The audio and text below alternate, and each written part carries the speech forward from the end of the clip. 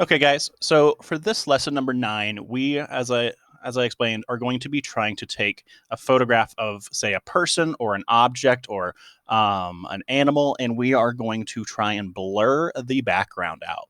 This is something that you can do with, I know, smartphones now automatically. Sometimes, if you know how to use a real fancy camera, you understand that this is called depth of field, or essentially how you guys create a blurred background using something called an aperture.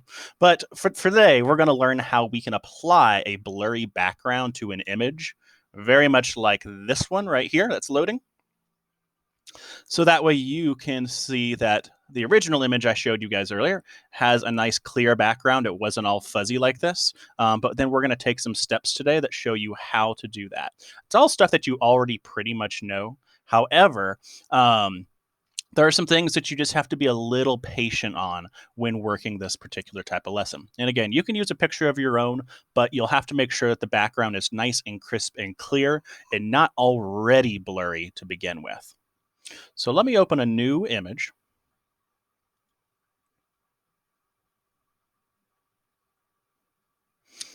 And like I said, I apologize that things are a little slow and laggy. This is a much slower laptop that I had to swap to.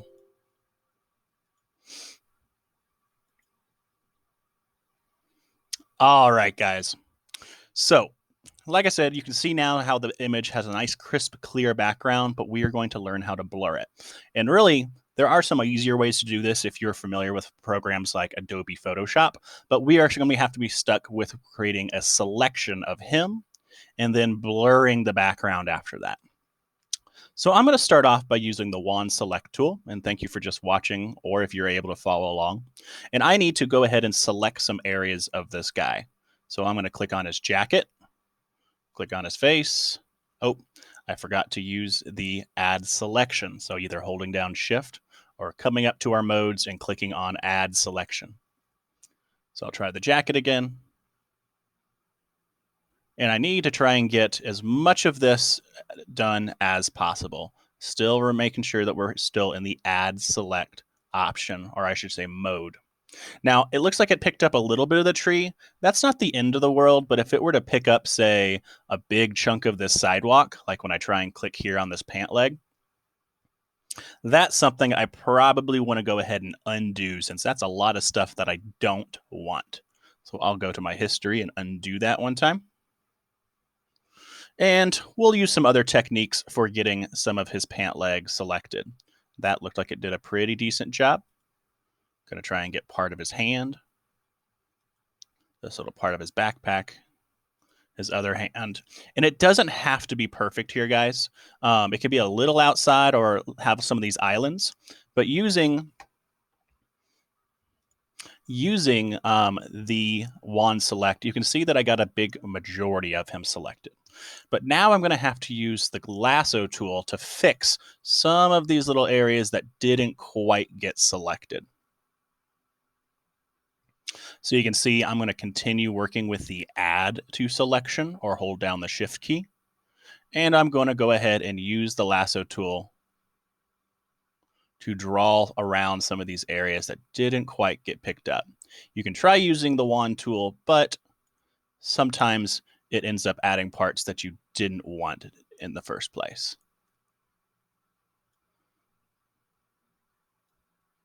So this is the part that I said you're just going to have to be very patient on. And if you don't have a mouse and you're having to use your trackpad, it might be easier to do this in smaller chunks to be able to use your touch screen, or use your trackpad. But if you do have access to a mouse, like a computer mouse, that might be the easiest thing. And that's what I'm using to draw around these areas that didn't quite get selected. And again, I can do this in big chunks or small chunks, but if you're not using a computer mouse, small chunks might be easier. Okay, so now there's obviously some parts here that I didn't want in the tree selected. So I'm going to have to go to remove selection, or remove from selection. And I'll make sure I circle these parts of the trees that I didn't want selected when I was using the wand tool, the wand select. Missed a little part right there. And I'm just going to have to continue working my way all the way through this image. And like I said, this is definitely the most time consuming part of this lesson. But once we're done having a really nice, perfect selection, this is going to make it a lot easier to get that perfect blurred background effect that we are trying to achieve for today. So this part, obviously, you don't necessarily have to watch. I'm just being very repetitive. If you want to get started on your picture, you can do that while I continue to record this. But just try your best to include all parts of this guy or whatever subject you're using, whether it's like a car driving down the street or a dog running through the park, whatever it is that you like, and it has a clear background, that will be exactly what we need for today's lesson. So there's a couple other little islands here I'll grab and make sure I'm adding those to the selection. And now I need to go work on his hands and his pant legs. The arms look pretty decent, but this is where I'm going to need to spend some time right now getting a good selection of his pant leg. I couldn't really use the wand tool too well with collecting his jeans because the gray brick is just a little too similar. And again, I apologize. But you can see my lasso tool is being a little laggy since I'm working on this other laptop of mine, since my other one is not working well today.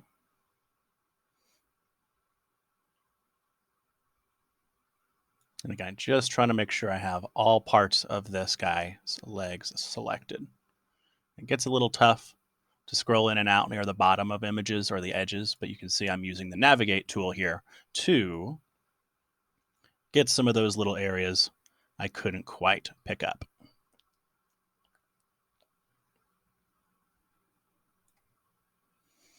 All right, now I just need a couple other little spots.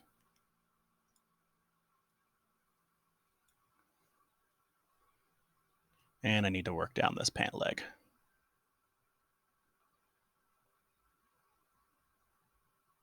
Now, if you want to take it be a little risky and try and use the wand select tool for all of this, you can. I can easily come in here and click on each of these little islands. I just think that sometimes it's easier just to go ahead and drag and circle around some of these areas that we need selected to get a nice, perfect cutout of this guy.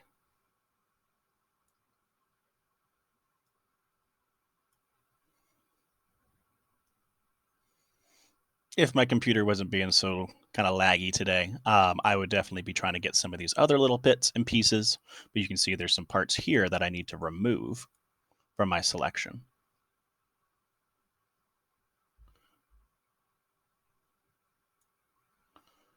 All right, home stretch. Now I just need to make sure I'm done with his hands, and we are in business.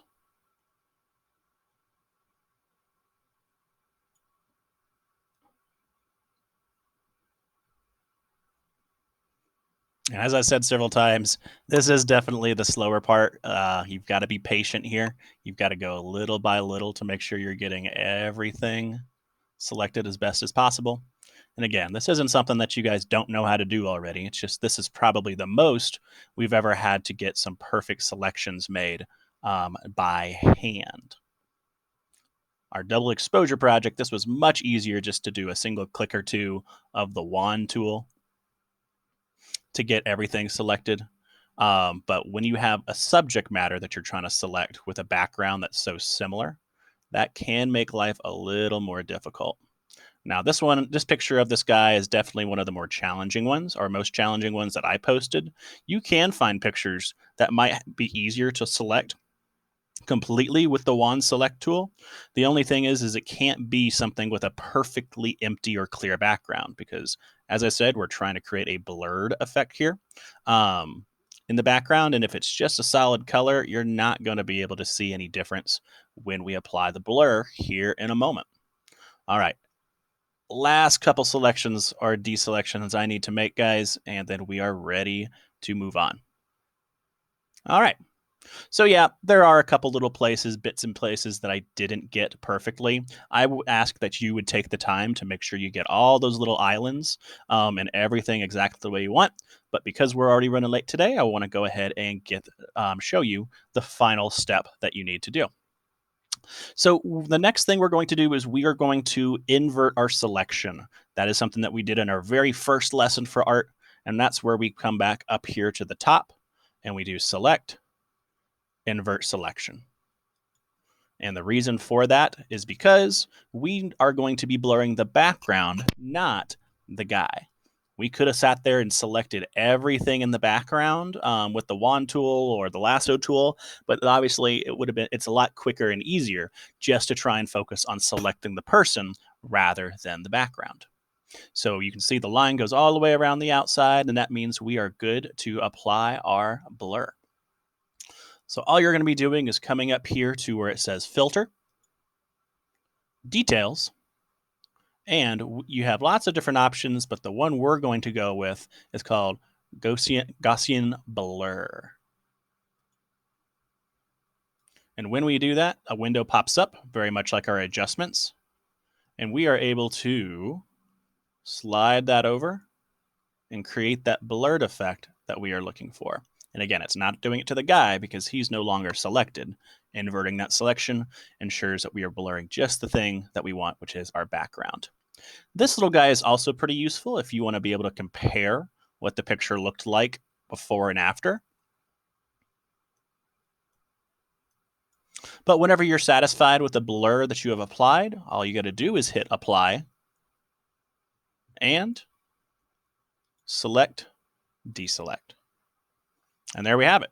So you've created kind of a fake blurred background of this image. And again, the thing that just takes the most time for this is selecting every little bit and piece. That's going to ensure that we get the best looking effect with our final image.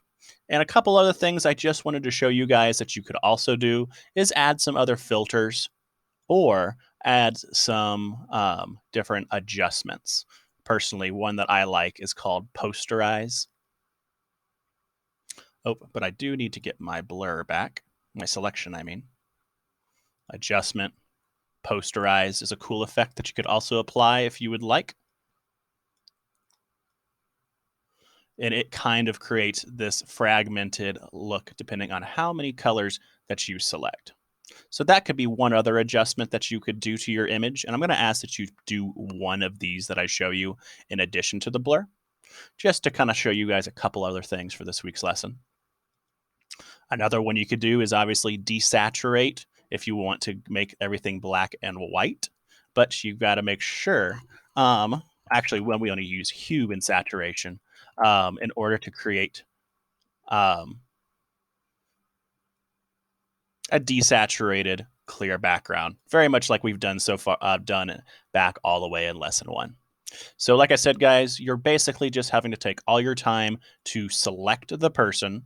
You're inverting the selection. You're applying a Gaussian blur, which is here under filter and details. And then I would like you to do one more effect of your choice, whether that's something like making it black and white or posterizing it like I did here. And you guys will be responsible for 2 images for this week's lesson, unless you're in class 601. Thank you guys for rolling with the punches today while I had to re-record this. But please go ahead and get started if you're able to. And I am going to get this uploaded to YouTube as soon as possible. Thank you guys for dealing with the tech issues. And hopefully that clears it up. It's not that difficult, just a little time consuming for today's lesson.